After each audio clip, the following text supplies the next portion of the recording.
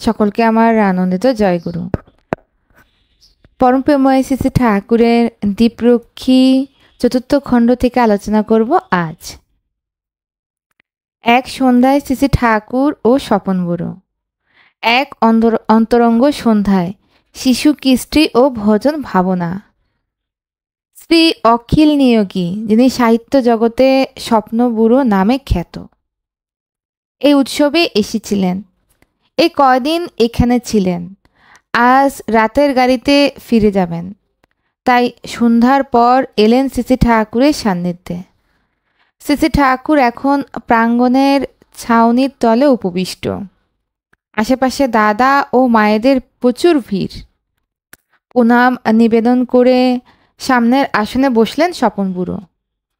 বললেন, শিশু সংগঠন সম্বন্ধে কিছু বলুন। শ্রী শ্রী ঠাকুর বললেন, আমি তো অমনি করে বলতে পারি না, কিন্তু আপনার নামটা বড় ভালো হয়েছে। এমন করে স্বপন দেখানো লাগবে যাতে বাস্তবের সঙ্গে জীবনের সঙ্গে তা মিলে যায়।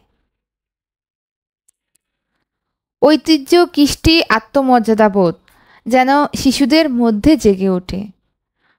কৈলিন্য সবার মধ্যেই আছে, সেটা জাগাতে লাগবে। প্রত্যেকে যেন তার বৈশিষ্ট্যের উপর দাঁড়াতে পারে। পরিবেশকে বাঁচানো চায়। দেখবেন প্রতিলোম যেন কিছুতেই প্রশ্রয় না পায়। স্বপন বুড়ো ভগবান যাকে যে শক্তি দিয়েছে তাই স্ফুরণ যাতে হয় তারই চেষ্টা করি আমরা, স্বপন বুড়ো বলছেন। আবার শ্রী শ্রী ঠাকুর বললেন, ভগবান মানে ভজমান, যিনি নিত্য ভজন পরায়ণ। আর ভজন মানে হলো সেবা, অনুশীলন, অনুচর্যা। ভগবান পেতে হলে ভজনা করাই লাগবে। আমার প্রত্যেকটি কাজের ভিতরে, কাজে, কথায়, আচরণে, সব কিছুর মধ্যেই যদি আমি আর ভগবান অ্যাক্টিভ না হয়, তাহলে আমরা নিথর হয়ে থাকব, দুর্দশায়ও পড়ব। পরিবারগুলোতে কৃষ্টি যদি উচ্ছল হয়ে না থাকে, হেরিডিটি, বংশানুক্রমিতা যদি ইন্টারপোলেটেড, অন্তঃপ্রক্ষিপ্ত হয়, তাহলে ইস্যুগুলিও, সন্ততিগুলিও ডেটোরিয়েটেড করবে, হীন হয়ে পড়বে। তারা নিজের দ্বারায় দাঁড়াতে পারবে না। এতে সার্ভিটিউড মেন্টালিটি, চাকর মনোবৃত্তি এসে পড়ে। অপরের ভালো যা তা নেওয়া যায় না।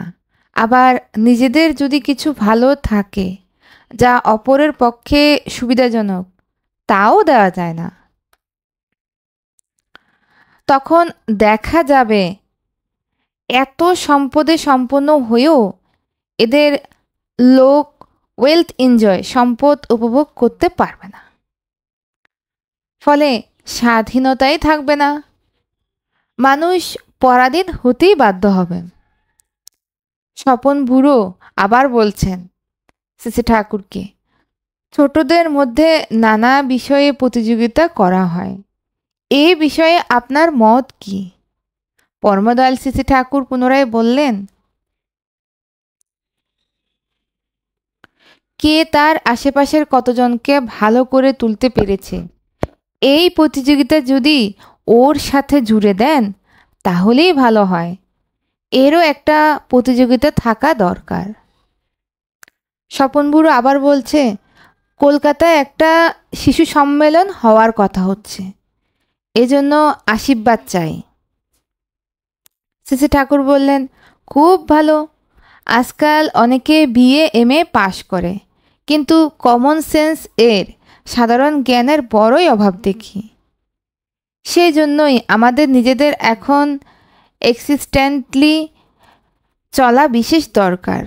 আর ছোটদেরও সেই শিক্ষায় শিক্ষিত করে তুলতে হয়। আগে হেরিডিটি, বংশানুক্রমিতা ঠিক ছিল, সেই জন্য ওইসব গুণগুলিও ঠিক ছিল। কিন্তু এখন প্রতিলোমের যে ধুম চলছে, তাতে কতখানি কি থাকবে সন্দেহ। আপনি যে লাইন ধরেছেন খুব ভালো।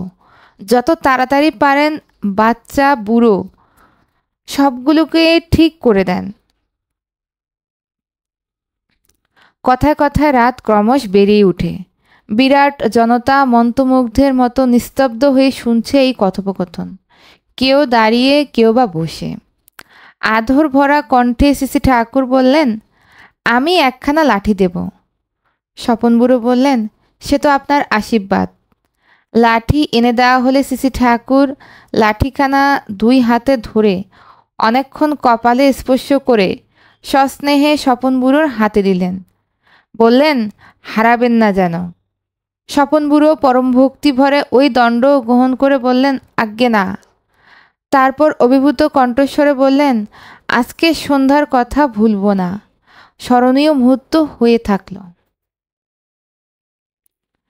কিছুক্ষণ চুপচাপ সময় বয়ে যায়। কারো মুখে কোনো কথা নেই। অন্তরে অন্তরে যেন চলছে অনেক না বলা কথার আনাগোনা। নীরবতা ভঙ্গ করে একটু পরে স্বপন বুড়ো বললেন, মাঝে মাঝে মনে হয় যা করছি এ করে কি হবে, সবই তো মায়া। শ্রী ঠাকুর বললেন, জগৎটা মিথ্যা এইরকম ভাবা ভালো না। তাতে এক্সিস্টেন্স অস্তিত্ব স্টেবল স্থির করার বুদ্ধি হয় না। বৈষ্ণব ফিলোসফি দর্শনের কথা আমার ভালো লাগে। ভাবাতে হয়, ফুরাবে না।